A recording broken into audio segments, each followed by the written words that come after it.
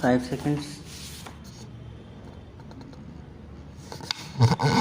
Though this is the first occasion on which I have, in person, attended a session of UNESCO, I may claim that, in spirit, I have always been with you and followed your deliberation with the keenest interest and sympathy.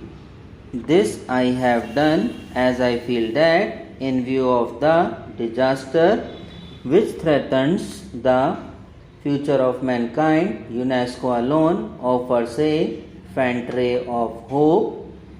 Mankind has, in the course of the last century, made phenomenal advances in knowledge and material prosperity, but this progress has not been reflected in man's normal and political achievement.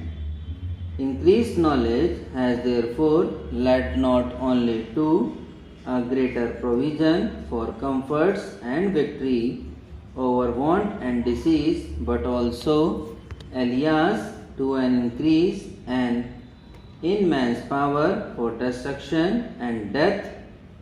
This power is so great today that, unless all men have a sense of community, it may well lead to common ruin for all. It is only through a re-education of man that we can create that sense of psychological unity and common citizenship which the technological unity achieved by the advance of modern science requires of man. This is the reason why in 1949, when the Indian National Commission for Cooperation with UNESCO was founded, I placed such great emphasis on the importance of UNESCO work. I pointed out with regret that while the United Nations were founded for the achievement of peace and unity, the result had in fact been the division of the world into two varying camps.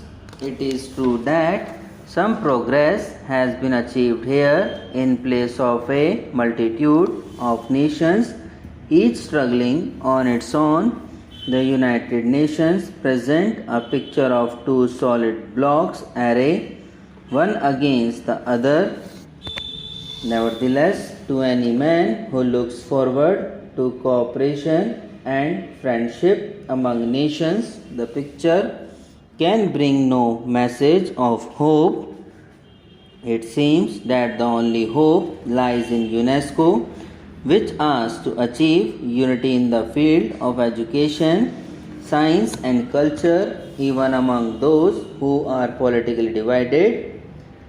I feel that if UNESCO could achieve its objective and create understanding between different nations on the cultural plane, there is hope that with time the cultural understanding would make itself felt in the economic and political fields also. In the course of the last 2 years, my hope in UNESCO and my apprehensions about the United Nations have both increased. It is true that UNESCO is barely half a dozen years old, but these few years have been of immense and significance for the future of man. This period has revealed fissures in our political and intellectual attitudes, which, unless they are checked on time, may well involve the whole of humanity in one common run. It is therefore necessary that we should attempt to evaluate what UNESCO has done during these turbulent years and survey its past achievement so that we can map out with greater confidence the course of its future action.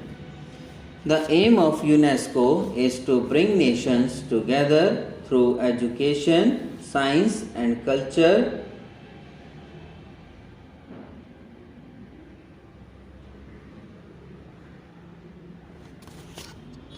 The aim of UNESCO is to bring nations together through education, science, and culture. Ever since its foundation, UNESCO has yearly passed resolutions and adopted programs to achieve that end.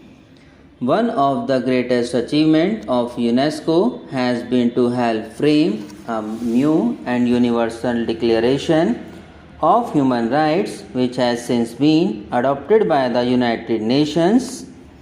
Similarly, in the field of technical assistance to underdeveloped countries and the restoration of educational and cultural facilities of the war devastated countries, and in the exchange of persons and ideas between different nations, considerable progress has been achieved.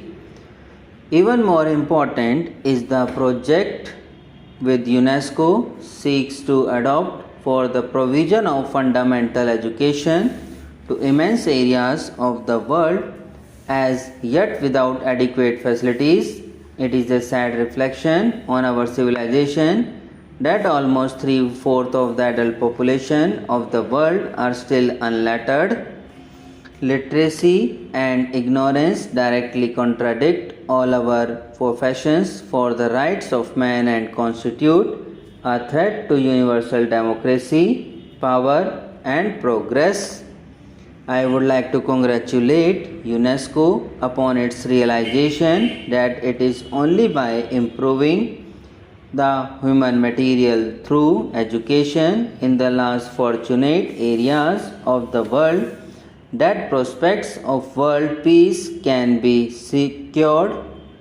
While no one can for a moment question the program of UNESCO in those fields, I feel sure that you, Mr. President, and you, Mr. Director General, will agree with me that UNESCO cannot succeed in its objective so long as the fear of war and destruction cripple the creative energies of man.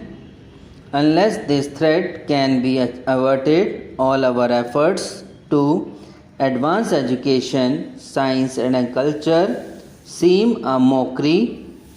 If the world to be saved from disaster, we must, an intelligent man and woman, decide what steps UNESCO can take to man and woman decide what steps avoid the threat of war. It will not do to say that the questions of war and peace has primarily political and do not concern UNESCO, which is a body devoted to the advancement of education, science, and culture. That cannot be so always as such.